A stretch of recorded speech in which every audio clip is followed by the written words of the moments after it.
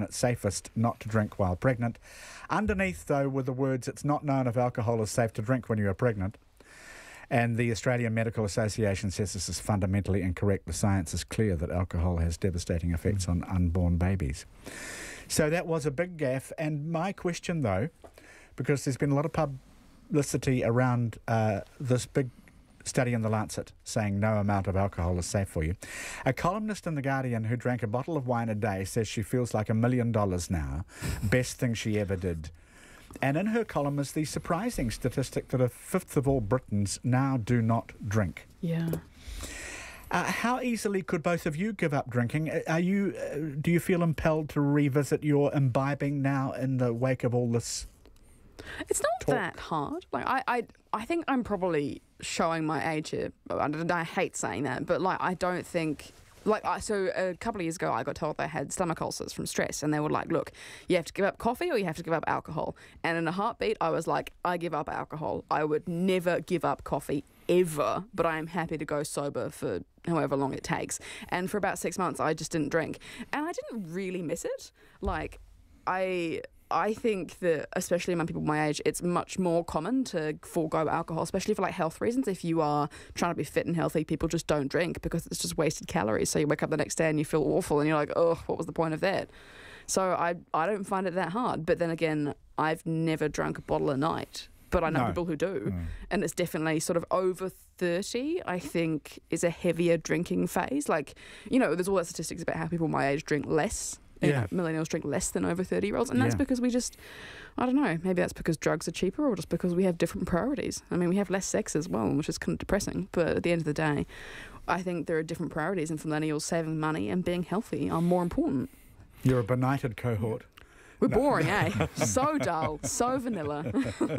Peter, what do you reckon? Well, just a sense of perspective, that if you go back to 1989 and compare the level of per capita annual consumption then with the level of per capita annual consumption today, it's fallen dramatically in that 20-odd years. Man, dramatically. We must have used to be alkies, eh? So when people talk, well, that's the point really, when people talk about our binge drinking culture, look at the stats up until about 1989. Over a long period of time, there's been a big change in that era since. And I think a lot of people, and certainly I'm someone who enjoys a drink, but it's always probably one, maybe two at most, maybe 2 or 3 nights a week, certainly no more than that. The idea of not being able to wouldn't faze me greatly, but I'd probably feel a little annoyed from time to time. And a minor annoyance. Yeah, but I just think the notion that alcohol doesn't have any impact on pregnancy, when we've got this big issue in New Zealand with fetal alcohol spectrum disorder and the number of kids suffering from that, just think about the two, because they don't go together. One must cause the other. Yeah, it's ridiculous. I know, it's hard to believe it was on the poster, but it was. That's what happened when they pay for posters. Thank you both. And the consensus from the listeners regarding replacement name for catwalk or runway is Strutway. Yes, yes, Queen, yes. Why is it not called that already? That's great. I love it. Well, the thought of walking down the road now with using my hips and pouting is a bit worrying, I think. Don't worry, you've got the hip action. Can someone take photos of Peter while he does that? Peter Dunn, thank you on the panel today. Thank you, Jim. Thank you, Verity. Verity Johnson. Thank you, Jim. Thank you, Peter. And good luck with your big seminar. Thank you. Thanks, everybody, and Checkpoint follows.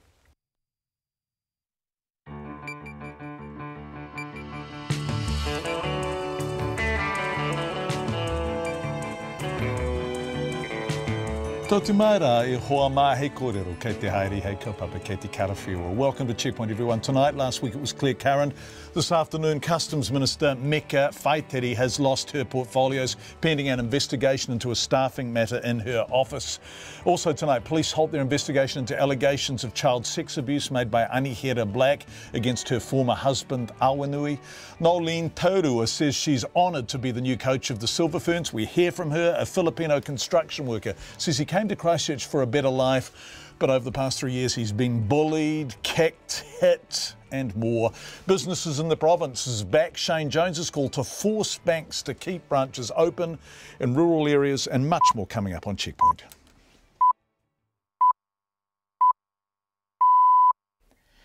RNZ News at 5. Kia ora, good afternoon. Ko Katrina Batten tēnei.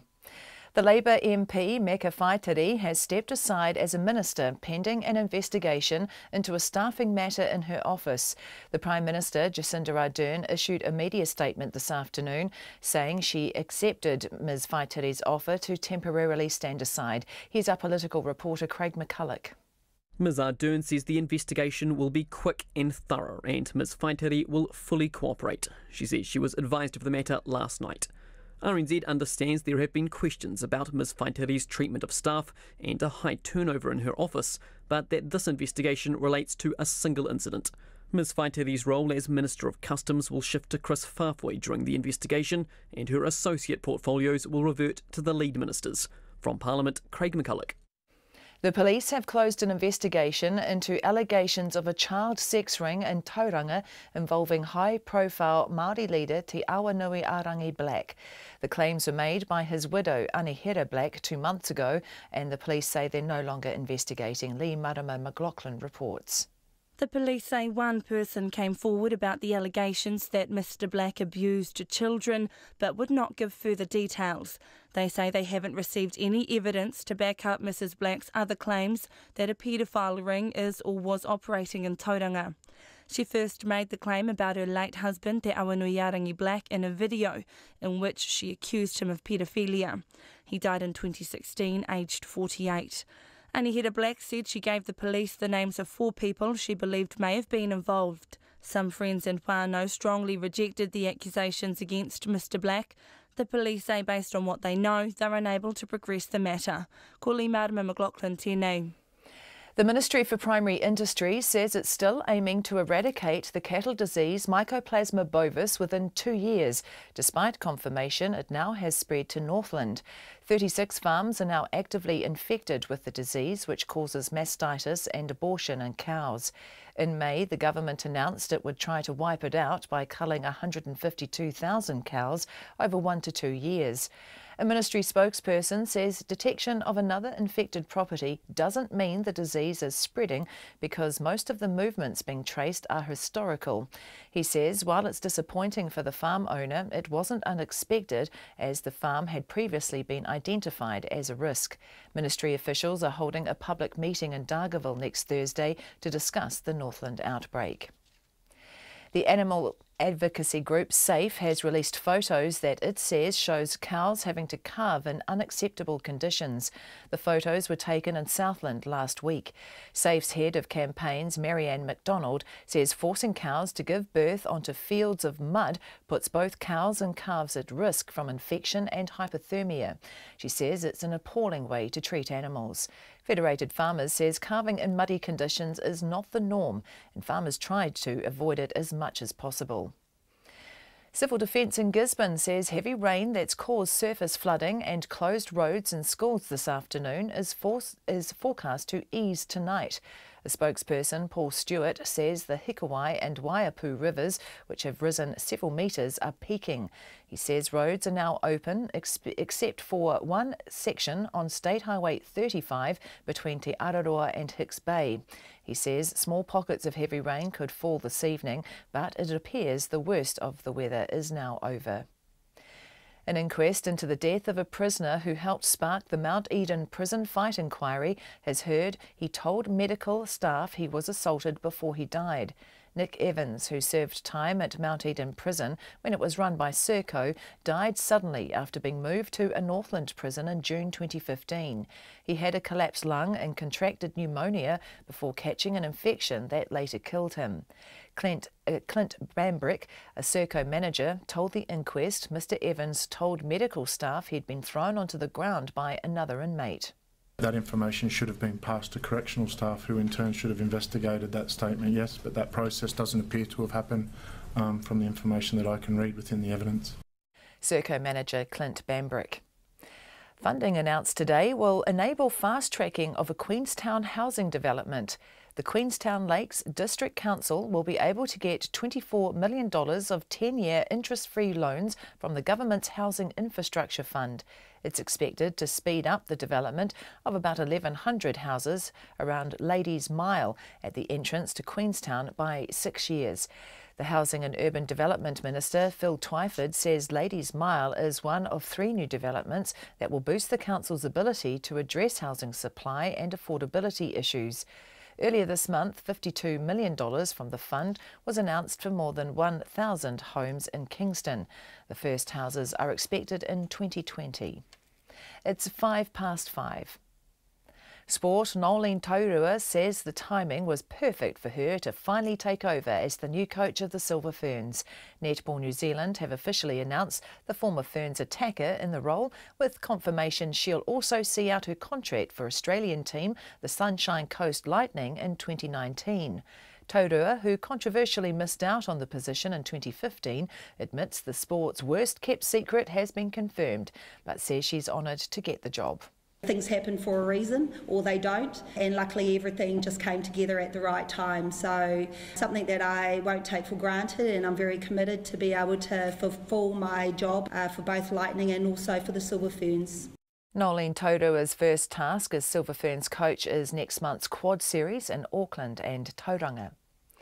Serena and Venus Williams will square off in the 3rd round of the US Tennis Open. After 2-time champion Venus won her round 2 match in straight sets, her younger sister and 6-time winner Serena has done the same against German player Carina Witthöft. Serena has a 17-12 advantage in their head-to-head, although Venus did win their last encounter 5 months ago in California. Meanwhile, men's top seed Rafael Nadal of Spain has advanced with a straight sets win over Canadian Vasek Pospisil. Nadal will play Russian player Karen Khachanov for a place in round 4. And the Chiefs prop Angus Ta'avao has been called into the All Blacks. Ta'avao comes into the squad after starting loosehead Joe Moody fractured his thumb during Saturday's win over Australia in Auckland. That's the news. Dumping a minister. She's doing things and she's not recording it the way she's supposed to, then she's broken the rules and she deserves any punishment she's given. Investigating a manager. The warehouse has internally investigated this. They say that they took the complaints very seriously and that lawful and appropriate steps have been taken. And promoting a celebrity. Chris Luxon regards himself, without a sliver of doubt, as a key feature of that level where business meets celebrity culture. No celebrities here. Morning Report with Diane Espiner and Susie Ferguson, weekdays from 6. Then on 9 to noon, Wipe It Out. Environmental campaigners call out supermarkets for providing free wet wipes, saying it's bad for the environment and scaring customers into unnecessary behaviour. And after 10, Ghanaian British filmmaker and writer Yaba Baidu on freedom and finding your place in the world. Join me, Catherine Ryan, on 9 to noon after Morning Report on RNZ National. Met service weather through to midnight tomorrow, Northland to Taumaranui, including Coromandel Peninsula. A few showers from Waikato northwards, spreading elsewhere for a time tomorrow. Some heavy in Northland tomorrow evening with possible thunderstorms. Taranaki and Taihape to Kapiti. Fine at first, scattered rain in Taihape this afternoon, spreading elsewhere tomorrow. Bay of Plenty, Taupo, Gisborne and the Wairoa district. Rain with heavy falls clearing from the west today. Fine spells and isolated showers tomorrow. For the remainder of Hawke's Bay, Wairarapa and Wellington, also Marlborough. Mainly fine, rain spreading south to Wairarapa this evening and elsewhere tomorrow, possibly heavy. Nelson and Bulla to Fiordland, fine apart from a few showers in Nelson and Bulla this afternoon. Canterbury to Southland, fine today apart from isolated showers about Stewart Island. Becoming cloudy overnight with patchy drizzle, mainly near the coast. And the Chatham Islands rain becoming persistent tomorrow. It's 5:09 and you're listening to Checkpoint. Thanks so much, Katrina. Thank you, everyone, for being with us. Lovely to have your company. A second Labour minister has found themselves in hot water in less than a week. Meka Whaitiri has stepped aside as minister while an investigation is carried out into a staffing matter in her office. She was the customs minister and held associate responsibility in the areas of agriculture, forestry, local government and Crown Māori relations. Her portfolios will be reallocated while the investigation takes place. Last Friday, of course, Claire Curran lost her cabinet position after she failed to properly declare a meeting for a second time. Our political editor, Jane Patterson, joins us now from our parliamentary office. We have to stop meeting like this, Jane. This is the second conversation. That's right. In 6 nights. What's gone on here? So we're not exactly sure yet of the exact details of what happened and what the investigation is into. But what I can say is there has certainly been talk around Parliament about a high turnover in Mika Whaitiri's office, a high staff turnover, and also we have been told that she is a difficult minister sometimes to work with. The other thing we understand is that this investigation relates to a single matter, but past that we're not quite sure. Ministerial Services will be conducting that investigation, and once that is over, things may become a bit clearer about what that relates to specifically. Joan, we discussed Claire Curran last Friday, very different circumstances last Friday. The Prime Minister held a stand-up. She answered lots and lots and lots of questions about it, albeit very late in the day. This afternoon, this was announced by a 5-paragraph media statement, and that's it, is it? It is, and I think that probably relates to the fact that it could end up being an employment matter, right, or that there is an employee of Ministerial Services involved. So the people employed in the office, and I imagine that that's the reason for the very limited comment on this particular one. How much is this a problem for the Prime Minister? And interestingly, both Claire Curran and Mika Whaitiri are Labour MPs. People suggested that the coalition parties, particularly New Zealand First, may have some issues around whipping and discipline. These are Labour MPs. That's right. This is a problem for the Prime Ministers. I can't remember when there have been 2 disciplinary matters in the space of less than a week in the same executive. So Mika Whaitiri is a minister outside of cabinet. So there's a perception, look, there in terms of just ministerial conduct, and we don't know whether Mika Whaitiri will end up staying a minister, of course, or whether she will end up having to resign from the executive. But it does create another problem for Ms Ardern if Mika Whaitiri does go, because it affects the gender balance, apart from any perception of ministerial conduct or otherwise. At the moment, there are 10 out of the 28 in the executive, and that's ministers inside and outside cabinet. 10 of those are women. If Mika Whaitiri goes, that's 9 out of 28. So that gender balance really starting to drop. And remember too, within that, one of those women used to be a cabinet minister, Claire Curran. She's now outside the executive.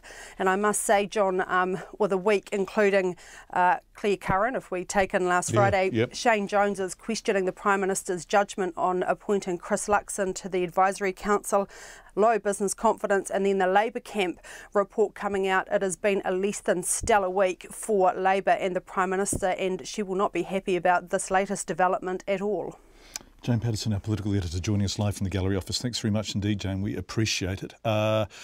Just a small detail matter. The Mika Whaitiri was Minister of Customs. Chris Whaafoe will take that portfolio on, and she was associate in all those other portfolios, and the associate minister responsibilities will just go to the ministers until this is sorted one way or another. It's 30 minutes past 5. The brother of Te Awanui Arangi Black, who 2 years after his death was accused by his former wife of child sex abuse, has welcomed news a police investigation will not progress at this time. Police announced that this afternoon. Detective Inspector Mark Lopez says police have been working on the case since the allegations were made in a video posted on Facebook at the beginning of July. Anihira Black said her late ex-husband Awanui was a paedophile, the ringleader of a child sex ring, and a man who preyed on children for years. Police asked people with any information, including any victims or witnesses, to come forward. One person did, but Detective Inspector Lopez says to date they've received no information or evidence to substantiate the allegation of a paedophile ring. Police not saying more than that, just a short statement from them. I spoke to Awanui Black's brother, Mark Black, just after that police statement came out. Well, it's what we wanted with the allegations that Anihira put forward. We've been encouraging the police to delve into it as far as they can, and they have done that. And the whole thing about paedophile ring and everything, as I've always said, they had no basis. There was actually no hard evidence at all, and it's come out in the statement as being the case that there isn't. There is supposedly one complainant that I can see, and all the others seem to just be a load of nonsense. And our whānau and myself have always believed all along that my brother had nothing to do with any of those allegations that she was put forward. and it's good that the police have come back with this. I've said all along that I don't hate Anihira for doing what she did, but I just couldn't understand it, why she said it, and I still can't understand why it is. I mean, I don't know how people think. It's something must have triggered it, but they were really, really bad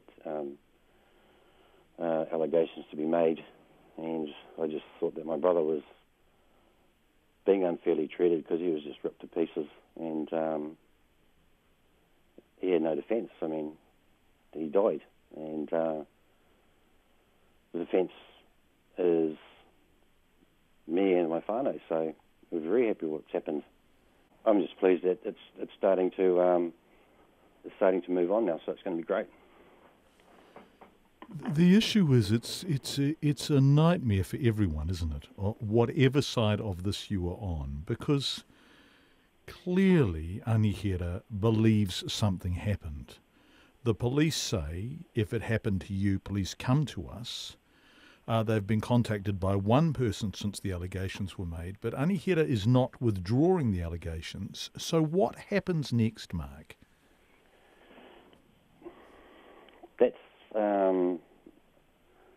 That's the thing, and it's a difficult one to answer because I don't know how Anihira is going to take it. But I know that's the way we're going to be doing it is we will be proceeding with our legal counsel, seeing what options we have with it, how we're going to go about it, because really it does need to be silenced because it's gone through due process with the police, which it should have been done in the first place. If she knew about these alleged incidents before, she should have actually gone to the police to start with. It's affected a lot of people in different ways, and when you have, there's so many people at Istangi. I mean, there's over 9,000 people at Istangi, and that was a big thing. And when this came out, I mean, it was a bombshell. And it went sort of like from 9,000 people to basically just a handful of us left to try and make some sense of it. Mike Black, Awanui Black's brother, reacting to that announcement from police this afternoon. It's coming up to 18 minutes past 6. 5. Nolene Tauranga has officially been named the new coach of the Silver Ferns, the national netball team, of course. Tauranga is still contracted to the Sunshine Coast Lightning until the end of 2019. But just like players Laura Langman and Maria Folau, she has an exemption to coach New Zealand into next year's World Cup, despite being based in Australia. Her appointment comes after the team's disastrous Commonwealth Games campaign. Ravinda Hunia asked Nolene Tauranga if she was the one to turn around the team's flagging fortunes. As head coaches, you always, blow yourself up and always talk it up about winning. And I would hate to be not in that same boat, because at the end of it, that's what it's about. When you're an elite coach, you're there to win, and I don't expect anything less from myself or the reason why I'm in this job. But I'm also very aware that there's a lot of work that needs to be done, and I'm coming in late. So just got to progress, make sure that we are smart in what's happening in 2018 and that we see incremental improvements leading into the Worlds. So for that to happen, got to work with the franchises underneath, the regions underneath, in regards to those connections, and obviously the players that we do have are very much important to the bigger ingredients of success. Have you been able to have any of these conversations with the Silver Ferns as of yet? No, and today's been a big day. It's a huge day, one, to let the cat out of the bag, and to get on with the job, and I'll be able to, now that I be able to communicate not only with the players but also people in Netball New Zealand to look at what needs to happen for the quad series, and I can't wait. I just can't wait to get on the court and train and get everybody together and see what we can do. So there's still a couple of weeks to go, so it's a long time. And in regards to Laura Langman, Casey Corporal, were these non-negotiables for you to have, maybe not them in particular, but players of this calibre to help move this team forward? I'm very lucky. We have had a long relationship with both Laws and also Casey as well, and we've always kept in contact over the years. And at the end, Netball New Zealand made the decision in regards to the exemption, and even with Maria and Laura, they've given that exemption. I think they've been as individuals valued for what they've done for the Silver Ferns and also what they can bring both on and off the court. So I'm rapt to be able to have all of those players who have gone over 100 test caps and who continually to commit to being as good netballers as they can and to commit to being a Silver Fern. What have you seen so far in the squad that you've got? I love the balance of it. I love the mature or players who have experience both on and off the court. I love the balance of the younger ones coming in or ones who have shone out in the ANZ and have stamped their mark. I think in NZAs there's another promising level underneath that the opportunity for them to get international experience as well against South Africa. Australia and England is going to be huge for the program. And one thing that I really enjoy is just the natural skill and talent, and can't wait to get that together in training. So it's just sometimes just about putting all the pieces of the puzzle together, but first thing for me is just finding those puzzles and working hard to see what the actual picture is going to be like. So time is of the essence, and just got to be smart about how we roll. Nolene Taurua, the new Silver Ferns coach, better late than never. Lots of people are saying, talking to our sports reporter Avinda Hunia. It's coming up to 22 minutes past 5. People in the provinces are backing Shane Jones's call to force banks to keep branches open in rural areas. The Minister for Regional Economic Development says he will talk to the Reserve Bank Governor about the possibility of making it a condition of a bank's licence. The banks, however, insist they're doing a good job and are providing more banking options than ever before. Ben Strang reports. Haddad's menswear has been a permanent fixture in Tauranga since 1965. The family-owned company is run by brothers John and Karam Haddad, and they were once asked to appear in an advertisement for ANZ Bank.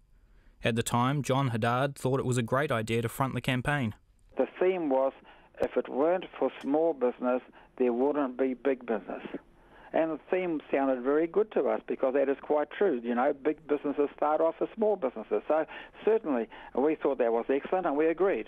But in 2016, a few years after the commercial went to air, ANZ pulled out of Tauranga. We were devastated, absolutely devastated. You know, and to this day, here we are almost 2 years later and still not over it because we felt like, looking back on it, that we were part of a fraud. Now I realise, no, I should never have been part of it. John Haddad is one of many people living in rural communities who have seen the big banks pack up and leave town. In 2016, Westpac announced that it would close 19 branches across the country, mainly in small towns. ANZ is now proposing to close its Tauranga branch. Taupō Mayor David Trewavis says he's sick and tired of major companies ditching regional New Zealand. The reason it says there's 8% declining transactional sales for a bank that's made $1.7 billion posted last year, surely a slight decline in transactions would not make a drop in the ocean to them. Any retailer in New Zealand, you know, if you get a slight decline, you don't pull stumps and go away. You know, we've been loyal to this bank over 50 years. The Tauranga people have been going to this bank, and now what I'm just asking is show a bit of loyalty back. The New Zealand Bankers Association says there's been a 70% decline in people using branches over the past 5 years. In a statement, ANZ says it remains committed to rural New Zealand through online, mobile and phone banking, as well as smart ATMs. Westpac and ASB banks declined to comment. Shane Jones says the banks should be doing more for people in the provinces.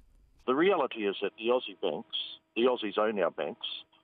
They take, in my view, a skinflint approach. They export $5 billion of putea overseas. Their profits over the last 10 years have grown by 75%. And whilst there is an inquiry going on into the Aussie banks, I do believe with that level of profit they have an obligation to maintain an extensive level of service, not just a deep centre of profit. Shane Jones says banking licences are highly technical and he'd be discussing whether changes could be made with the Reserve Bank Governor before taking the proposal to his Cabinet colleagues. But Australian-owned banks aren't the only ones shutting branches across the country. In July, 4 post shops and their adjoining Kiwi banks were set to be closed in Dunedin, while another branch will be closed in Te Puke. For Checkpoint, this is Ben Strang. We'd love to talk to ANZ about bank closures and banks in small New Zealand communities. They are very welcome to join us on Checkpoint, and given their size and profit, we imagine they have a substantial and highly competent media team. We look forward to speaking to them. Now, an update to our story from last night about a family paying $520 a week in rent for a home on top of a swamp in Papakura, South Auckland, which the Housing Minister called an absolute disgrace. The house's stormwater pipes aren't connected properly, and so they send rain flowing directly under and around it. It's been like that for at least 21 months. The entire time, Dawn Robbie, her partner Cameron and their 2 girls, aged 3 years and 10 months, have lived there. The result is an unusable swamp for a yard and an ankle-deep swamp under the house, the moisture from which, when it rises, crumbles her uncovered polystyrene underfloor insulation, makes her home damp and mouldy, and as a result, her family sick. Her 10-month-old is currently recovering from her 3rd bout of bronchitis. Dawn has been trying to get her landlord, Arvin Raj, to fix the swamp for more than a year now, to no avail. Mr Raj wouldn't speak to us yesterday, so Zach Fleming and our cameraman Nick Monroe tried again today. Arvin Raj hung up on me on the phone yesterday when I tried to ask him about Dawn's property. He directed me to his lawyer but didn't give me the contact details for his lawyer. So we went to the property he listed on the tenancy agreement that he signed with Dawn. It's down a cul-de-sac in a leafy suburb in Manurewa, and it's a big 3-storey house. It's one of the biggest homes on the street. The front door was open when we got there, and a man answered who we believe is Arvin's father. He said Arvin wasn't home despite a car being parked in the driveway that Arvin has posted pictures of on Facebook, and asked us to leave the property. He started swearing at us and told us that he would call the police if we didn't. Then a few minutes later, a woman walked down the road claiming the house was hers. We asked her if Arvin Raj lived there. It's the same address his electrical business is registered to. But she refused to say. And then she called the police. Despite us not being on her property, we were standing on the street. Arvin also owns 4 other properties in nearby suburbs, so today we went to go visit those properties to try and talk to the tenants there to see if they've had any issues with the way that he's managing their homes. And when we got to this one, a 20-minute drive away from Dawn's house in nearby Manurewa, we realised that a house is being built in its backyard. So while Dawn lives above a swamp, a house is being built on one of the properties that Arvin owns. We asked Auckland Council today if the right consents have been filed for that home to be built. We're yet to receive a response. Nobody was home when we visited the other properties Arvin Raj owns today, but Mr Raj did finally supply us with his lawyer's contact details.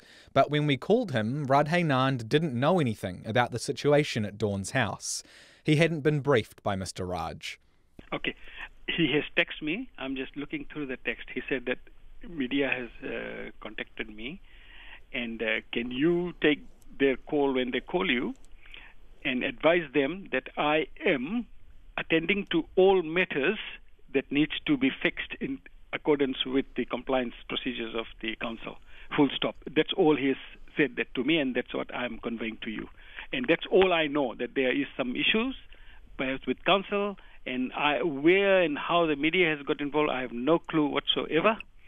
And this is the response that I will be able to give. Apart from that, I will have no other clue as to what you want to ask me. We called Dawn today to see if Mr Raj was doing as he advised his lawyer. Attending to all matters that needs to be fixed. Dawn said nobody has been to her house today to carry out repairs. In contrast, there were 3 workers at Mr Raj's Manurewa property building that new home. There has been some activity at Dawn's house today, though, from Auckland Council. Compliance officers visited again today and advised Dawn that the council may issue Mr Raj with a notice that the house is unfit for occupation. And Dawn says she received a call from a representative from the Tenancy Tribunal today, who told her it was making her case, quote, a priority. For Checkpoint, Zach Fleming. Now, we spoke to the Housing Minister Phil Twyford last night about this on Checkpoint, and he said it was an absolute disgrace. He said it's a textbook case of why the government wants to overhaul rental housing legislation, and is in fact doing so. So today, Zach put that to Andrew King, the head of the Property Investors Federation. Does he agree that Dawn's Swamp House, as the Minister called it, is an example of why reform is needed? Well, actually, the rental reform doesn't need to be needed for this, because this is such a blatant thing that should be fixed. It's the existing laws actually will handle this. So that's not a healthy situation. It's an emergency situation. It should have been handled 21 months ago. I mean, I have no idea why it's flooding like that, but that cannot be a good situation. And the existing laws say that should be fixed. Yeah. You firmly believe that there are enough laws to deal with them? There are laws that will deal with them. But enough, harsh enough? Well, enough penalties to deter people to make them realise... The penalties are there, and they are harsh enough. $4,000, I would have thought, would be enough to put somebody off. We do need to, like, we try and encourage our members to actually... It's only a month and a half's rent, though, for this one. I mean, $4,000, really? He's got 21 months, he's got away with this. Oh, no, $4,000 is $4,000. That's a lot of money, and it will continue as long as he doesn't actually do it. There could be other penalties that could be applied as well. And in fact, the council, they probably will be able to put even bigger fines. Those fines will actually go back to the council rather than the tenant, so it won't help Dawn in this case, but they are much larger. What we would like to see is good policy, which really does provide a benefit for the tenant, but at a cost-effective manner, because ultimately it's going to be the tenant who ends up paying for it. That's why we supported compulsory insulation the way that it was in the minimum standards legislation, but we're a bit concerned about this one here. When we talk about returns and all that stuff, we're talking about rental properties not being homes anymore, they're businesses, right? And if we're talking, I mean, yes. Yeah, am I wrong? I mean, no. They are definitely a business, and it has to be run as a business. Does it have to be run as a business, yes, though? Does. Because you're providing a home for someone. Oh, no. It definitely has to be run as a business. I think this is where we get we get a little bit confused as to providing a social good and providing a business, like It can be balanced, right? Oh, absolutely, and it should. And there are regulations which says that should happen. And we definitely try and encourage landlords to actually think about their tenants as a customer and to provide something which is suitable for them, has all the right fixtures for them, is in really good repair, is warm and dry, and they want to stay there. That makes good business sense. So it's not trying to be PC. Just interrupt you for a second. And it's easy for me to say this, right? Because I don't own a rental property. I rent myself. No. But when I hear you say things like, if we install this new insulation at great cost, we're going to have to put rents up. Do you have to put rents up? Because you're putting better insulation in a property that you own. You are eventually getting the net benefit of that, not the tenant. Couldn't the landlord just cop that net benefit to their home rather than putting the rent up for the tenant? Unfortunately not. Why not? Because it's at such a low rate and there is such a low return, if you don't put up your rents to cover that, the return drops away and you will not have people coming in to provide more rental property. And at the moment, we actually need more. We're seeing a lot of overcrowding going on, especially around South Auckland, parts of West Auckland. And it's not good for anyone. It's not good for the tenant. It's not good for the property, which means it isn't good for the owner. We want to try and make it so that housing is more affordable, but it needs to be done in a proper way so that the tenants are getting what they need, which is a good home, but the rent isn't going up too much. But if we don't have that return, and it is a pretty low return at the moment, if we don't have that return, people are not going to supply new rental properties. And we desperately need more rental properties at the moment. Last question, because I've kept you for very long. Any message to people like Arvin Raj, who owns that swamp home? Any message to landlords out there who might be watching this and they know deep down that they have a home that's not dry, safe, warm? Yeah. Look, if you're a landlord out there and you haven't got that kind of a property, make sure you do, because next year, by July next year, you have to have that place insulated, you have to have it insulated well, and if you don't, there will be fines. But it is someone's home. So it is a business, but it is also somebody's home. Make sure you treat it as their home, keep it in good condition, because ultimately they will stay longer. That is Andrew King talking. He's from the Property Investors Federation, talking to our excellent reporter, Zach Fleming.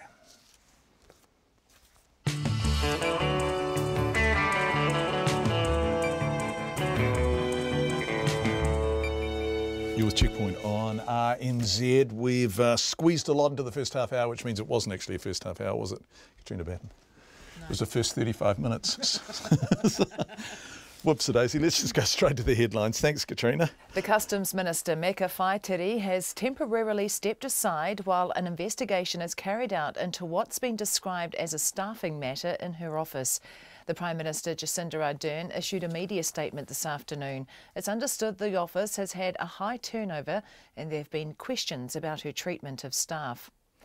The brother of the high-profile Māori leader Te Awanui-a-Rangi Black says his late brother has been unfairly treated and he's relieved the police have ended their investigation into claims of a pedophile ring in Tauranga, saying they have no evidence.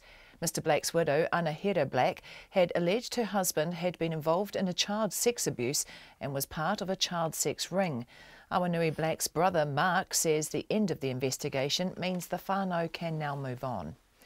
Nolene Taurua says she's honoured to be the new coach of the Silver Ferns after controversially missing out on the position in 2015. She'll see out her contract for Australian team, the Sunshine Coast Lightning, next year. The Mayor of Kaikoura is welcoming news of fly-in emergency response teams to be set up for disasters. The teams announced by the Civil Defence Minister Chris Whāwhoi today came out of a review of the Civil Defence emergency response systems after events such as the Kaikoura earthquake and Port Hills fires. Heavy rain, which closed roads and schools along the east coast and eastern Bay of Plenty today, has now eased. All roads are now open except for one section on State Highway 35 between Te Araroa and Hicks Bay. Civil Defence says the worst appears to be over, although there still could be small pockets of heavy rain this evening. And more than 100 firefighters are still trying to bring a massive factory fire in West Melbourne under control. The fire in the plant in West Footscray has sent a plume of toxic smoke across several suburbs, closing schools and motorways. Those are the headlines. I'm back at 6. Were you just talking about Wainui Road, Whakatane? No, you weren't mentioning that, were you, KB? No. It's closed. Police are saying a large slip blocking both lanes of the road. Wainui Road, Whakatane, avoided. Obviously, if you're in that neighbourhood. Let's turn to business news now with Madison Reedy. Hi, Madison. Good evening. The ANZ Business Confidence Survey came out today. How's sentiment looking? Gloomy still. So it has slid again. The headline number for ANZ's monthly business confidence has slid. It's dropped 5 points. So this is the lowest it has been in 10 years prior to the Great Financial Crisis. So what we got from that was 50% of the respondents to ANZ's survey said that they expect business conditions to worsen in the year ahead. So it's not looking too good on the headline, but what we must point out is that the headline number isn't always the one that we should pay attention to. As we always say, you know, it's actually what businesses are doing, which has actually stayed steady. So their activity, whilst that's been sliding for a while, it's actually remained steady, so that isn't dropping off with business confidence. So what they're saying and what they're doing are still almost worlds apart. So we had the Chief Economist, Sharon Zollner, tell us a little bit about what companies are thinking. Finding skilled labour is the number one problem. That's been true for a long time. That may start to change. We'll certainly be keeping an eye on that. But really we are reliant on anecdote and to understand what firms are really thinking. And what we're hearing is that they're concerned about the changes to industrial relations policy and the uncertainty around how that's going to pan out, which the Prime Minister touched on in her speech, as well as more generally costs in an environment where firms are finding it quite difficult to push price increases through, whether that's related to increased labour costs or the decline in the New Zealand dollar. Firms are finding it difficult to maintain their profitability and their margins, and they're a bit stressed about that. NZ's Chief Economist, Sharon Zollner. Interesting to hear her refer to the Prime Minister's pitch to businesses the other morning. Dave McLean, her colleague from Westpac, right? I probably should point out there as well that business confidence survey was for the month of August, but that's calculated about mid-August, so this week's news on the council had nothing to do with it. Yeah, right. Vector Chairman Michael Stiesny has Michael Stiesny having a stoush with his shareholders. What's that about? So this is for his position as chairman of Vector. So Vector is majority owned by a consumer trust called Entrust, and they own 75% of Vector, which is just a majority controlling stake. They came out today and they've called for a special meeting of shareholders to all gather and all join forces to force Stiassny out. Now, Michael Stiassny is also the chairman of Tower, and he's been with Vector for a long time. And he was due to step down anyway in their annual meeting come September, but that meeting's now been pushed back to October. Now, Entrust has accused Mr. Stiassny of saying that was his decision. I spoke to him today, and he said, no, actually, that was a board decision. I can't just, push out the meeting, and he's basically said that what Entrust is saying about that being a decision to delay his departure, that's not true. He called this kind of idea of a special meeting bizarre and an extra cost. Entrust was also angry about Michael Stiassny saying at the previous annual meeting that Entrust was going to sell down its stake in Vector, and they've come out today and said that's entirely not true. They don't plan to do that and won't.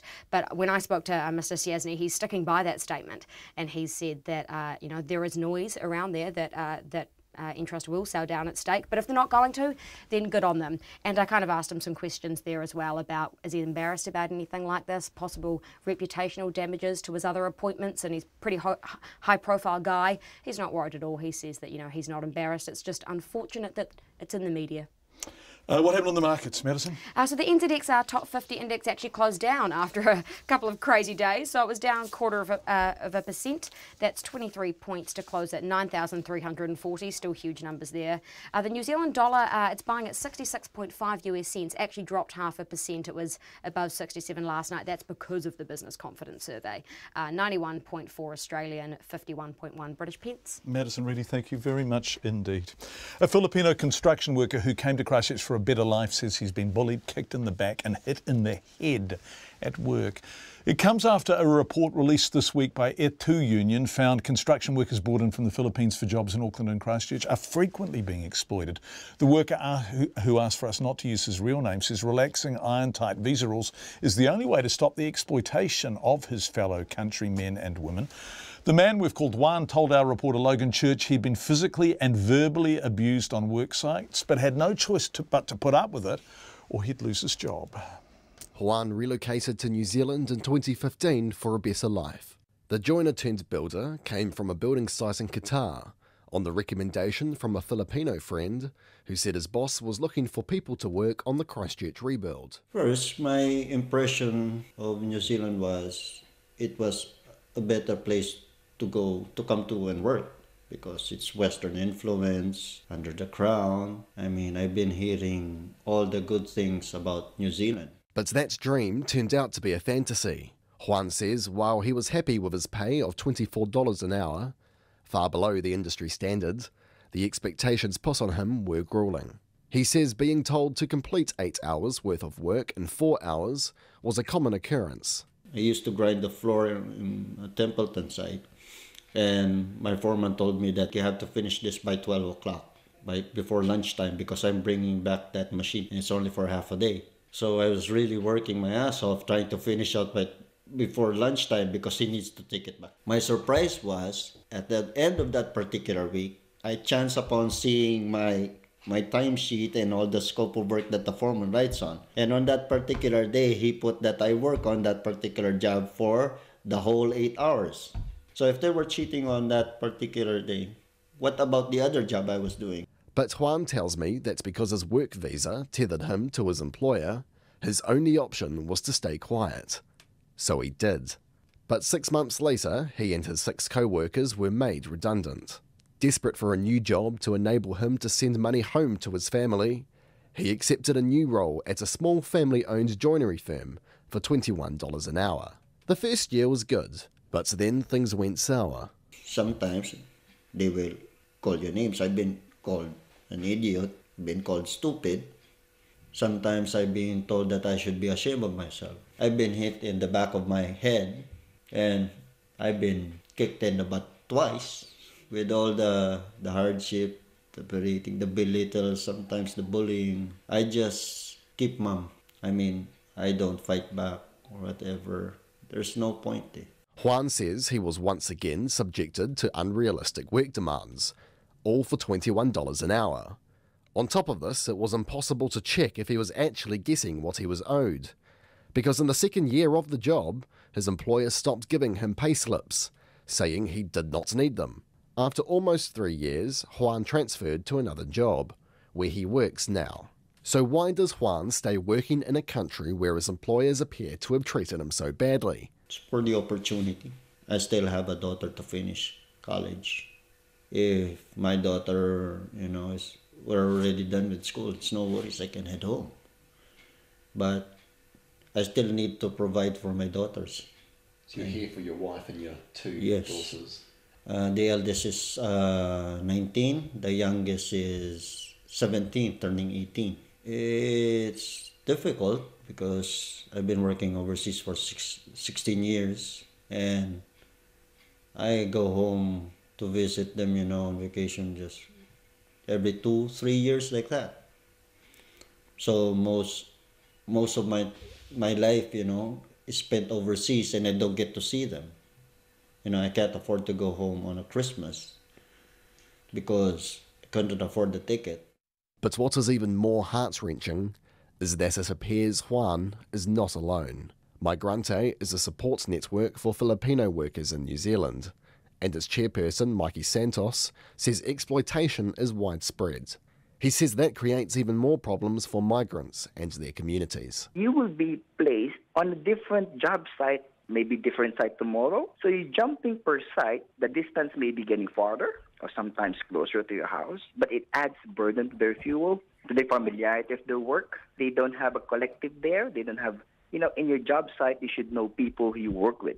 But because you're jumping from one site to another and you're constantly moving around, it's harder for the migrant to assimilate. So, what can be done? Juan thinks the rules need to change, so skilled migrants don't need to rely on employers to sponsor their work visa. Current skilled migrant visa rules require your employer to fill in a form as part of your application. This is called an employer supplementary form. My employer knows that I need a sponsor for my visa renewal. So whatever they offer on the table, I have to accept it. No qualms. Otherwise, I don't have a sponsor. In a statement, the Immigration Minister, Ian Lees-Galloway, says he is hearing stories like this more often than he's comfortable with. He says that is why government is about to embark on a piece of work that will look at all of our immigration settings, what opportunities there are for exploitation in our immigration system, and to take whatever steps we need to eliminate those. But for Juan, all he can do now is hold on. He needs to keep working here until his youngest daughter finishes studying. Then, and only then, he might be able to go home. In Christchurch for Checkpoint, call Logan Church, Tēnei. 12.5 to 6. Now to a story about New Zealand's busiest port, the Port of Tauranga, and the fact it's never had full resource management consent. It hasn't done what's required to get consent for part of its stormwater system, which pours directly into Tauranga Harbour since the Resource Management Act came into effect in 1991. That's 27 years. And in that time, the Bay of Plenty Regional Council, which makes millions from the port as it owns 54% of it, has never fined it or prosecuted it. Here's Zach Fleming and our cameraman Nick Monroe again. Chemicals, fuel spills, bark, dust. If it's on the ground, it could end up in Tauranga Harbour when it rains at the city's port. But the port's taken decades to get permission for it. This is unacceptable in terms of a time frame in anybody's universe. A forthcoming mea culpa from the Bay of Plenty Regional Council, which has been complicit in the nearly 3-decade-long delay. But a reluctance from Eddie Grogan and Regulatory Services to actually define what the problem is. When was the last time that the Port of Tauranga was fully consented for stormwater? Well, if you don't mind, first of all, I'd probably like to make it really clear that the Council finds this situation totally unacceptable. We can come back to that, but very specifically the what. So when was the last time the Port of Tauranga was fully consented for stormwater? So the Port of Tauranga has a number of consents for parts of their operation. So can we just start with the very specific, the what though? So we can delve deeper into all of the intricacies around it, but if we can just define the what we're talking about first of all. So when was the last time the Port of Tauranga was fully consented for stormwater? Okay. Under the previous legislation before the RMA, so I have to go back that far, when the RMA was coming in. The Resource Management Act, RMA, came in 1991. Everyone was required to get new consents. The Port of Tauranga is still yet to do so for stormwater at its Mount Maunganui wharf, 27 years later. And we're not talking about small household stormwater pipes. The stormwater pipes at the Port of Tauranga are huge. I'm 5'10" and I can stand in one with my arms stretched out above my head completely straight. These pipes can carry more than 100 litres of water a second. Which means the potential for pollution is also huge, the highest in the Bay of Plenty in fact. So given the huge potential for environmental harm, why has this taken so long? There seems to have been a series of hold-ups, really. There's no one thing that's caused a hold-up of that time. The first stormwater consent was lodged way back in 1998 and stalled, the council says, because the port was slow in providing requested information. Then the port's consent was coupled with one for the Tauranga City Council, but that failed too. Probably have to ask the port and TCC why they couldn't reach agreement, but they couldn't reach agreement on how that was to be managed. What's the Bay of Plenty Regional Council's view on why they couldn't reach agreement? There was it was mostly about how to attribute an effect to a particular contributor. The stormwater pipes start inland from the port, run under other industrial sites first, then under the port, and then feed into Tauranga Harbour. The key hold-up, who is liable for what pollution?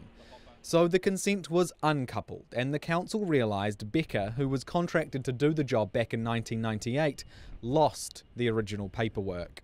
A mistake was made to not have a backup, and therefore a whole lot of information was actually lost in terms of the progress, and so we had to start again, effectively. Then a new application came in 2013, which has again taken too long. Is 5 years too long? Yes, it is. And then a fourth attempt, a new application in January this year after consultation. That went to an independent commissioner, and it's now up for submissions from the Tauranga City Council and iwi. Iwi wouldn't comment for the story, but a representative from one told Checkpoint the port was difficult to deal with during that consultation. And a council employee told Checkpoint that staff avoided the consent application because the port was too difficult to deal with. So what does the port say? Well, it refused repeated interview requests from Checkpoint, bizarrely saying it would do a phone interview but not an on-camera interview for legal reasons. The port said in writing it agrees the time taken is unacceptable, but said there are multiple reasons why the consent hasn't been processed, including the complexity of it and consultations. The port says it's invested in stormwater management in the 20 years it's been trying to obtain a stormwater consent, and water quality around the port is good. The council has never fined or prosecuted the port for its failure to obtain the stormwater consent. The RMA's fines go up to $600,000. The council says it hasn't had the power to, and the port will likely continue to operate without a consent for some time. Something as big and complex as this often does go to the Environment Court, and if that were to occur, then it could be more than a year until you actually get a hearing date, get the information in front of a judge, and get a final decision. All the while, unconsented stormwater pours into Tauranga Harbour. For Checkpoint, Zach Fleming. An inquest into an inmate's death, which helped spark the Mount Eden Prison Fight Club inquiry, has heard the man told medical staff just before he died that he'd been assaulted. 25-year-old Nick Evans, who served time at Mount Eden for drug offending, died suddenly in June 2015 after being transferred to a Northland prison. Annika Smith filed this report. Deputy Chief Coroner Shortland began the inquest by acknowledging Nick Evans' parents, who sat in the public gallery. A framed photograph of their son was placed on a bench at the front of the courtroom. Mr Evans suffered a collapsed lung, contracted pneumonia and then caught an infection that later killed him.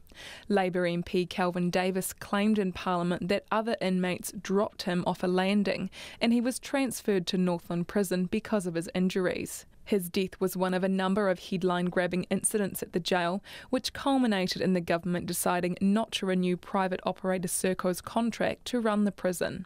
Clint Bambrick, who was brought into Mount Eden Prison as Serco's transition manager in August 2015, told the Auckland District Court there was a heavy demand for health services at Mount Eden Prison. MECF was a busy prison with significant numbers of prisoner movements either coming into the prison or leaving the prison each day.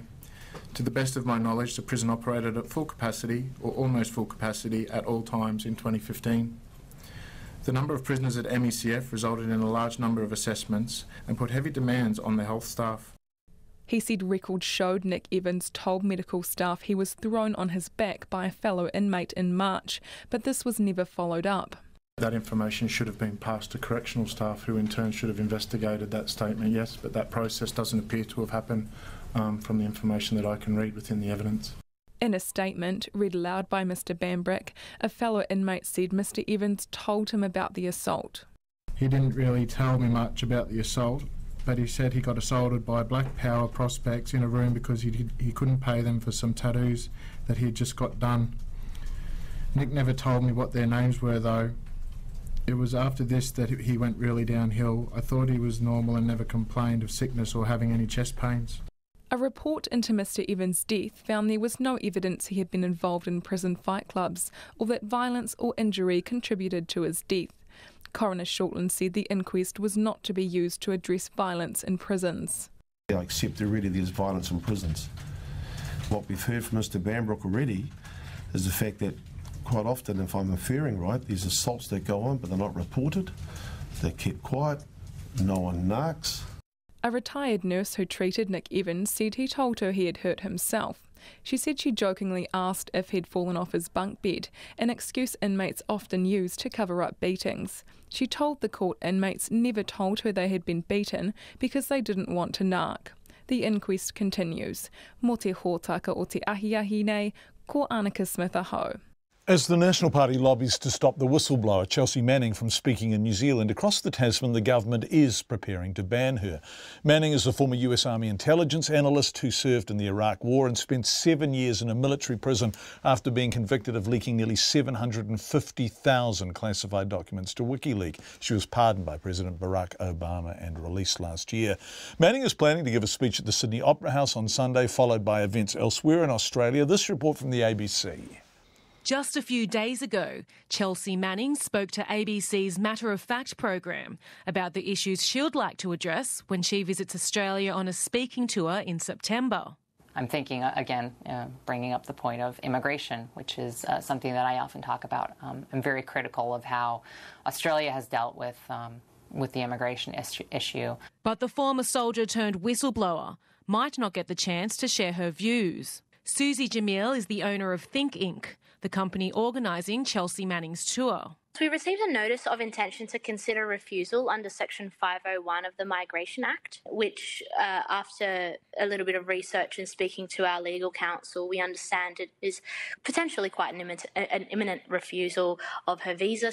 Susie Jamil and her team have been reaching out to supporters, calling them to lobby the new Immigration Minister, David Coleman. I've been speaking to a lot of people who, organisations that support Chelsea or individuals that might be supportive of Chelsea, in order for us to create enough backing to present the Minister a really, really comprehensive and detailed reasoning as to why Chelsea should be allowed to come into our country and speak. Stephen Blanks is president of the New South Wales Council for Civil Liberties. Chelsea Manning is certainly not in the category of the David Irving Holocaust deniers or the rape culture promoters or people who are coming to Australia to sow division and community violence. Her speaking at events organised in Australia does not create any danger or any harm for any Australians. George Newhouse is a human rights lawyer and director of the National Justice Project, a non-profit legal service. Any conviction that Chelsea has was commuted, and that certainly must count for something. He says if an initial submission to the Immigration Minister fails, Think Inc. will have to work on an appeal, which could take months. Normally, you would have the right to make representations to the Minister or the Minister's delegate about why a visa should be granted. And then if the Minister or the delegate then goes on to deny the visa, there are rights of appeal in certain cases. AM sought a comment from the Home Affairs Department, which oversees immigration, but a spokesman refused to comment directly on the case.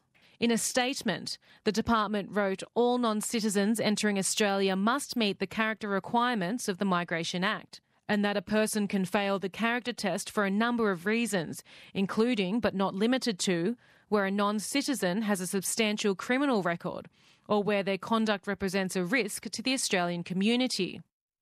That report from the ABC, lots of people describing banks closing in their community. Ray Lilly, a former RNZ News boss from when we were a bit younger, KB, saying Martinborough, the southern Wairarapa, is losing their only bank. It is an ANZ branch. Thank you for your feedback.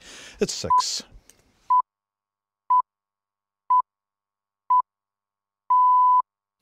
RNZ News at 6. Ngā mihi nui, good evening, ko Katrina Batten tēnei. The Labour MP Meka Whaitiri has stepped aside as a minister pending an investigation into a staffing matter in her office. The Prime Minister, Jacinda Ardern, says she's accepted Ms Whaitiri's offer to temporarily step aside. Ms Ardern says the investigation will be quick and thorough and Ms Whaitiri will fully cooperate. She says she was advised of the matter last night. RNZ understands there's been a high turnover in Ms Whaitiri's office and questions about her treatment of staff, but that this investigation relates to a single incident. She's the second Labour minister in hot water in the last week. Last Friday, Claire Curran lost her cabinet position after she failed to properly declare a meeting for a second time. An independent report into the state of the racing industry has recommended almost halving the number of tracks. An Australian racing expert, John Masada, has delivered his report to the Racing Minister, Winston Peters, concluding the industry is in a state of serious malaise. Here's political reporter Joe Moyer.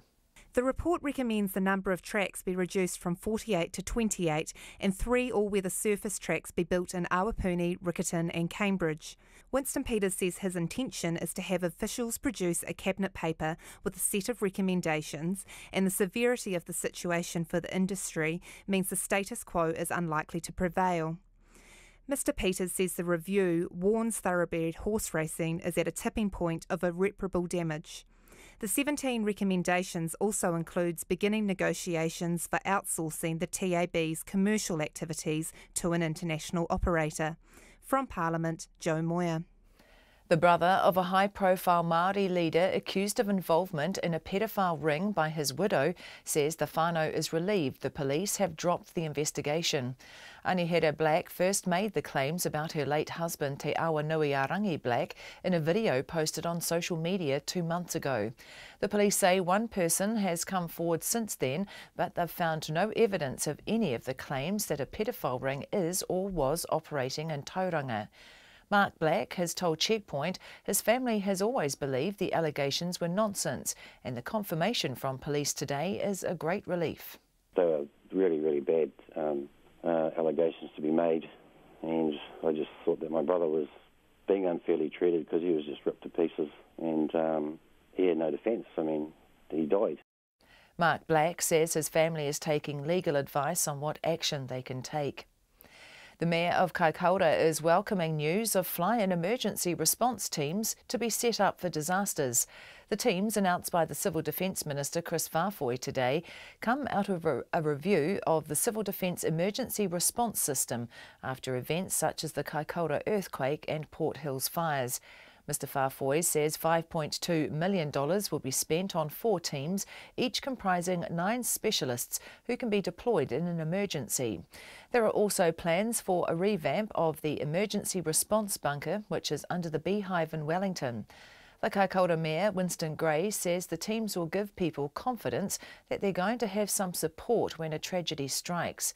The members, to be drawn from government agencies and civil defence regional groups, will be on permanent standby. More first home buyers in the Queenstown Lakes district can seek support following changes to loan rules. The Housing and Urban Development Minister, Phil Twyford, announced today the Homestart and Welcome Home loan house price caps will be increased by $100,000.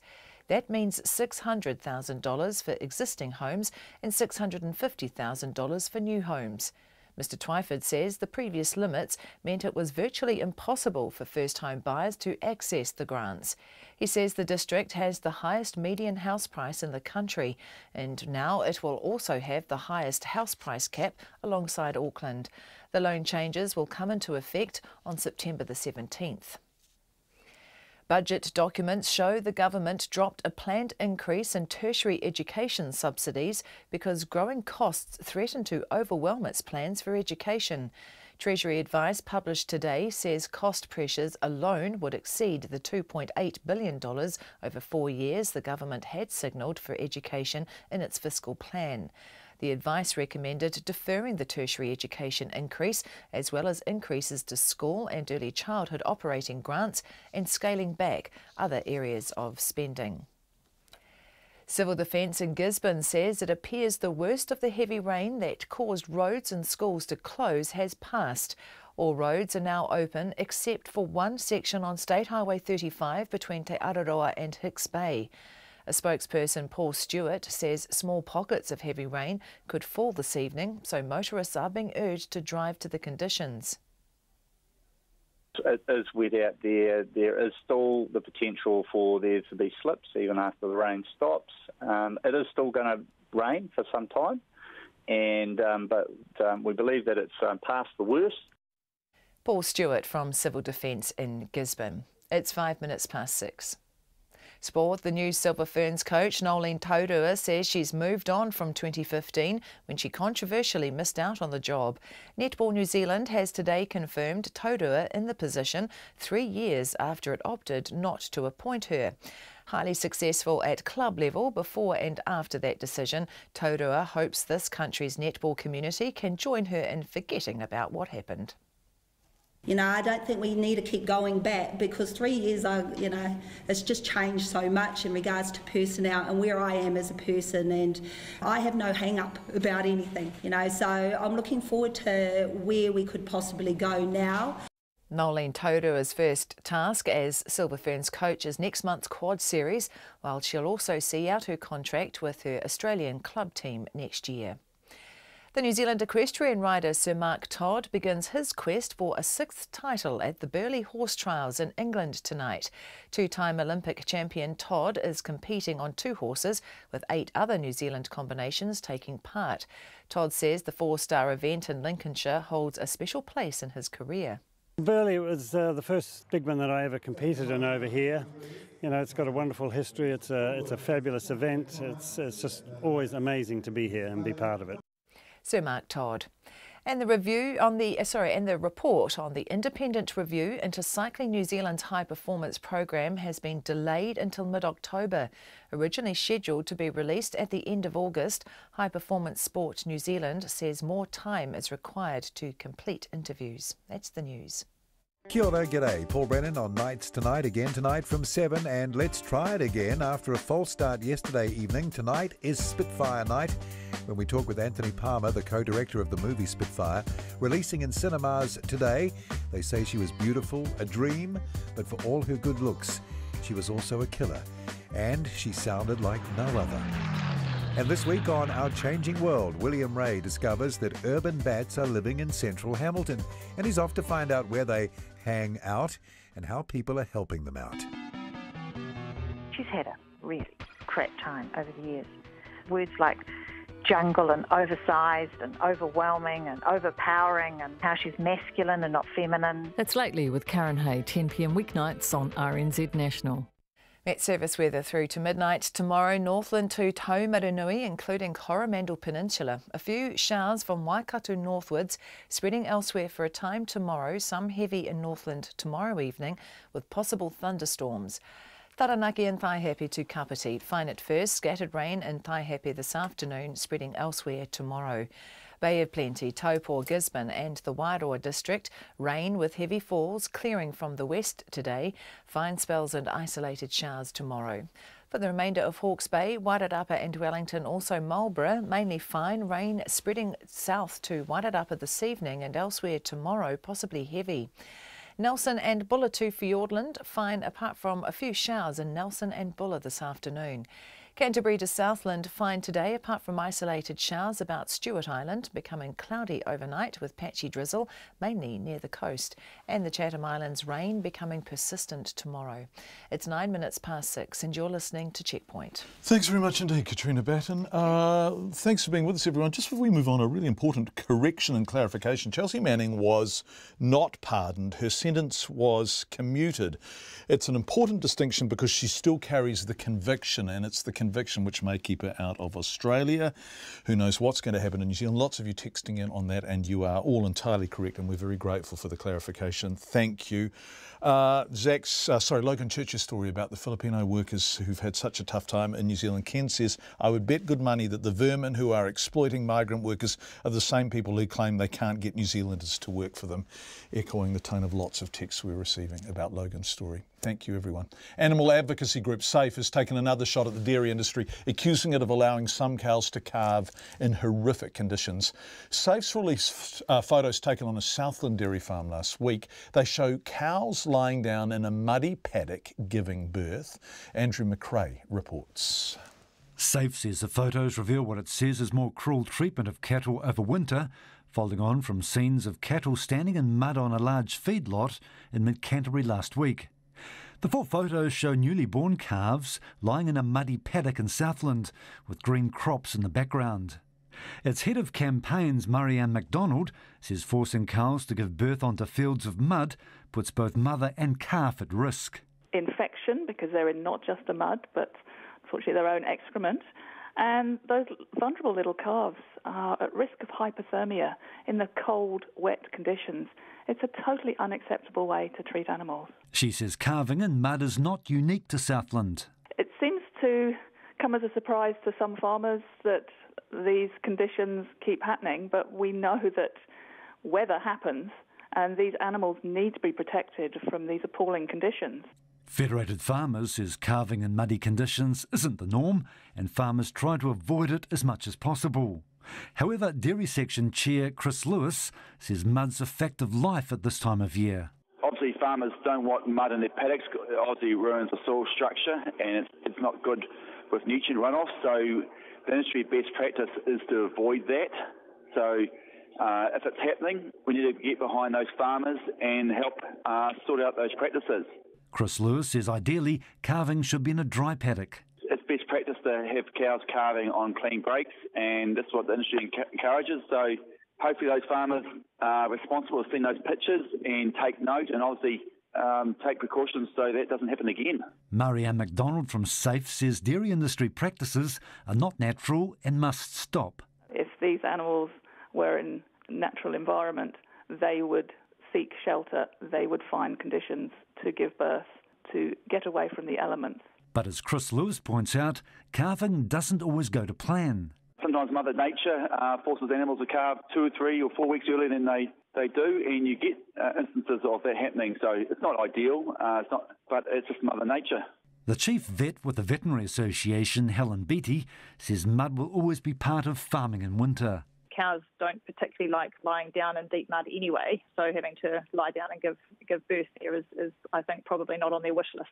She says farmers are usually well prepared for calving, and cows giving birth in mud is rare. Ideally, even if we're wintering on crops, there is mud, then best option is to be working with that date, accepting that there is going to be a little bit of variation and moving stock onto a more suitable calving surface. A lot of cows give birth on grassy pasture. That's a fairly standard thing in New Zealand, so I certainly think that that's a better option than delivering into inches or possibly feet of mud. Helen Beattie says it's not in a farmer's best interest to have cows calving in a place where they're not happy, and most farmers are doing their very best. For Checkpoint, call Andrew McRae. 13 minutes past 6. A corrections officer says he was fighting for his life as he wrestled with 2 prisoners armed with shanks. Desmond Farfoy was repeatedly stabbed and cut around his neck and head area. The 27-year-old is accused of kicking one of the prisoners, who stabbed him 3 times in the head as the prisoner lay on the ground surrounded by other officers. Our court reporter Edward Gay filed this report. The father of one and former soldier was working inside the maximum security prison Paremeremo, patting down prisoners as they left the recreation room and made their way to their cells, known inside as a rec movement. And then As Leroy called for the next prisoner, that's when I felt the blow to the back of my head. Two of the prisoners, Trent Wellington and Samuel Jr. Hutchins, are members of the Killer Bees gang. The third prisoner, Mitai Angel, is an associate of the gang. Mr Whaafoe held his arms up as the blows continued. And then I remember feeling all these punches and on the top of my head, and then I quickly looked up and I had a prisoner on my left and a prisoner on my right. Mr Whaafoe blanked out and remembers coming to lying on the stairs between the cell landings of Bravo Block. I was confused. I didn't know what was going on. I was real dizzy. I just remember just tumbling my way to where the officers were struggling with the prisoner. The next thing he remembers is waking up in hospital. Mr Whaafoe said he was wearing a body camera. He was asked by his lawyer Todd Simmons if he turned the camera on. To be honest, I didn't have time. I had 2 prisoners attacking me, so I couldn't. I was fighting for my life, so I couldn't really turn it on. He'd been in the job just 2 years. Mr Whaafoe said he had no memory of kicking Mitai Angel as the prisoner was held down on the ground by his colleagues. Do you have any recollection, any memory of kicking inmate Angel in the head? No, I don't. You ever intend to kick inmate Angel in the head? Do you understand my question? Yep. There was no intentions in the action I was seen on doing on the footage. Mr Whaafoe was left with a puncture wound to the back of his head and cuts to his face and arms. His colleague Wiremu Paikia is accused of putting Angel in a figure-4 footlock and breaking the prisoner's leg and dislocating his ankle. Corrections officer Viju Devasi is accused of attempting to pervert the course of justice by turning a camera away from Angel as he lay on the ground surrounded by officers. Atu i te kōti mātua, ko Edward Gaiaho. 16 minutes past 6 on Checkpoint. Tomorrow is Daffodil Day, in which the Cancer Society raises money for research into the causes and treatment of cancer and for providing support for people having cancer treatment. That fundraising is required for such things speaks of the supply and demand equation of funding cancer treatment. The demand is great, the supply is determined by government funding and a Pharmac decision-making model called Factors for Consideration.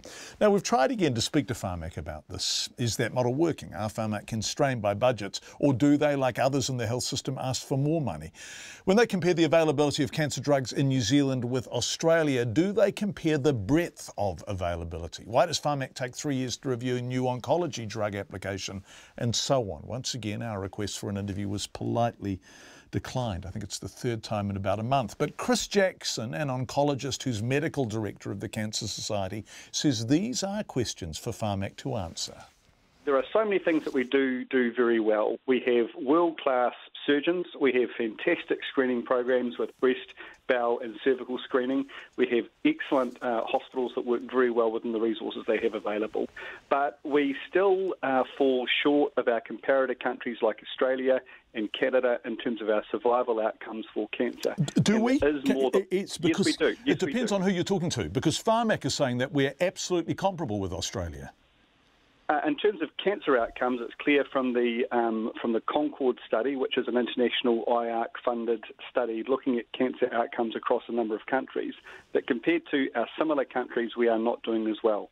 So we're doing pretty well compared to low-income countries, for sure, but we're not doing as well as Australia and we're not doing as well as Canada in terms of our cancer outcomes. And yet, sorry to interrupt, but if I just want to look at Pharmac's response to this, because they've done this survey called Mind the Gap. And they come back to it over and over again, the Mind the Gap study. And to see the big picture of the 35 medicines not funded in New Zealand that are funded in Australia, Pharmac say only 3 provide real, meaningful benefit. And I think they've actually started funding one of those. That's right. So that study that they published 2 years ago was a deeply misleading, deeply flawed study which is rejected and criticised by every oncologist who I've spoken to. Several oncologists have written to international journals criticising the methodology and the practice of that study. Pharmac listed some drugs there which they said were no good, which they then went on to fund. One of the drugs they said was no good was a drug called pemetrexed. And within only a few months of publishing that study, they went ahead and funded it. So either they're funding drugs that are no good or their methodology was wrong, one of the two. Now, that study looked at if a drug was funded for anyone at all in New Zealand, and if it was funded for anyone at all in New Zealand, they said it was exactly the same as if it was funded for a whole bunch of people in Australia. So what you're saying is that there are drugs funded in both countries, but funded for the treatment of more cancers in Australia. Can you give us an example? Well, a good example that I know for sure about is a breast cancer drug called pertuzumab, which is funded for a limited number of people with advanced breast cancer in New Zealand, but is funded before and after an operation for many, many more women in Australia. Another drug which Pharmac now fund for head and neck cancer called cetuximab is not funded for a very large group of bowel cancer patients. It's funded for both in Australia. Pharmac's methodology would have said, well, we've got the same access, which is patently not true. And the oncologists who I've spoken to felt that that study was misleading and misrepresented the clear situation. But, I mean, drug funding is only one small aspect of the bigger picture of cancer, and there's a lot we can do to improve the outcomes of New Zealanders with cancer. Drug funding is one of them. It is the shop window for many people, but cancer is clearly much, much broader than just drug funding. Okay, let's look at the way Pharmac develops its attitude towards drugs, and the classic was Keytruda, which you talked about with us on Checkpoint a couple of years ago. There were public protests, there was petitions, and then in the end Pharmac funded it. Now, Pharmac say, and I've got all the literature spread out on the desk in front of me, the funding of cancer medicines during the year was a story of how evidence and knowledge evolves. That's a fair point, isn't it? Well, I think it's true to say that because the pace of change of medical research, cancer research in particular, is at a pace never before seen. So in the last 10 years, the standard of care for lung cancer may have changed once. In the last 2 years, it's changed about 5 times. So the pace of change is like we've never seen before. There are now 5 clear international standards for different groups of patients with lung cancer. We have got access to one of those 5 standards of care in lung cancer. But so we are falling behind. Okay, but Pharmac says its objective, and this is in an email to us, is to achieve the best health outcomes for New Zealanders from pharmaceutical treatment within the funding available. And that's the key phrase, isn't it? So within the funding available, there has to be demonstrable efficacy before they can write the cheques. Well, absolutely. I completely and utterly agree with that. The other points around that, though, is that Pharmac's budget isn't fixed. They are able to petition the Minister for an increase in their funding pool every single year, and they have got medicines on their waiting list at the present time, which they're not asking the government for more money for. So they're not advocating on behalf of New Zealanders to increase the size of that pool. And what we're talking about is we're talking about medicines that improve the health gain.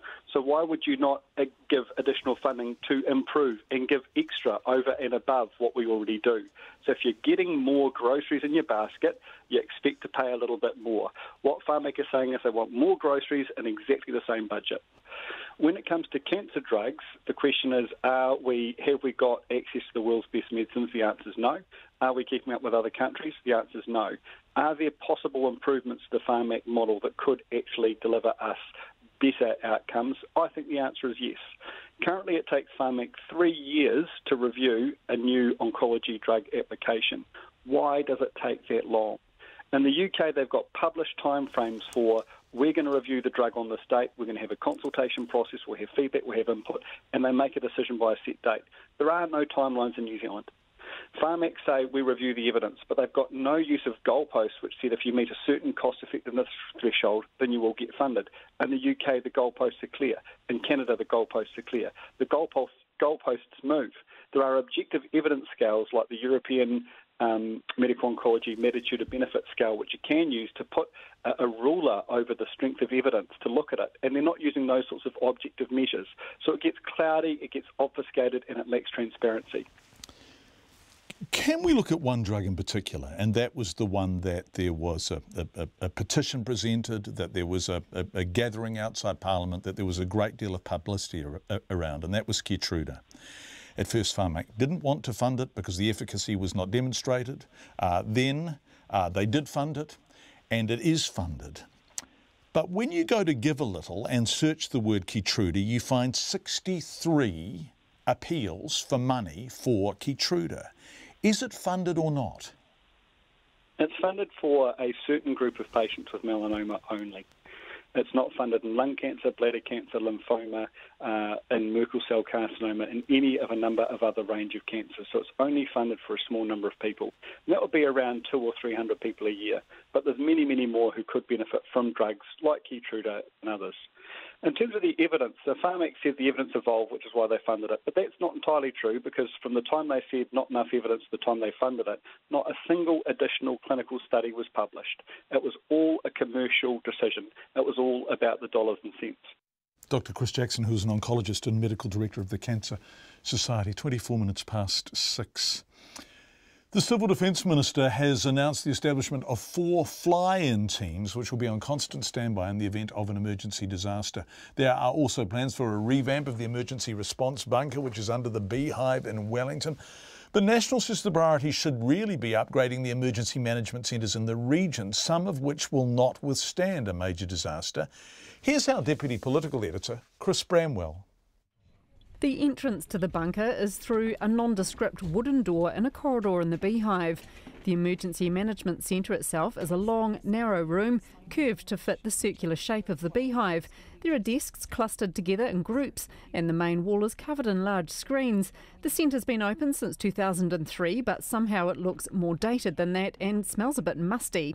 Chris Farfoy says one of the recommendations is to upgrade the centre, which will happen, but there will also need to be a decision about where a new centre is placed. What I've heard from experiences of the Kaikoura earthquake, that was extremely useful to have the National Crisis Management Centre here in the Beehive because of the proximity to ministers who are also making decisions. National Civil Defence spokesperson Stuart Smith says the regional centres should be a higher priority than the bunker because when the Alpine fault ruptures, smaller communities will be on their own. It won't be like a Kaikoura event or a Christchurch event where everybody, for all the resources from around the country, could go to those particular areas. There'll be so many areas impacted that individual regions will have to look after themselves. And part of that is having an operational emergency operations centre that will withstand most of the challenges that could be thrown at it. Chris Farfoy says $5.2 million for specialist rapid response teams has been allocated to support communities in an emergency. He says the plan is to have the teams ready to go within 12 months. Mr Farfoy says there'll be 4 teams with 9 people each who will be ready to fly into disaster zones immediately. People who will already be working in government agencies and civil defence regional groups already, who already have expertise in this field. I think it's really important that resources available to support those civil defence groups where there may be a significant event. The Kaikoura Mayor Winston Gray says setting up fly-in teams is a great idea. You know, places like Kaikoura, if we'd have teams across the country that come in and work alongside or with you, that's a really good help. The Chief Executive of the Christchurch Regional Council, Bill Bayfield, says it's taken some time, but the emergency response system is getting to where it needs to be. I think from each event, whether it be the Christchurch earthquakes, whether it be Kaikoura earthquakes or the Port Hill fires, we've learnt lessons here, and what we're seeing is a lot of those lessons and the various reviews out of each one of those incidents or tragedies. We've seen them incorporated in what these next steps will be. A tui te whare parimata mō te hōtaka o te ahi pōnei, ko Chris Bramwell ahau. 27 minutes past 6, just a development on a story we covered earlier on Checkpoint. Anihira Black, who accused her former husband of involvement in a pedophile ring, child sex ring, has just spoken out about the police dropping their investigation into her claims, or putting them on hold, I think the police are saying. Anihira Black first made the claims about her late husband, Te Awanui Arangi Black, in a video posted on social media, Facebook, 2 months ago, 12-minute long video.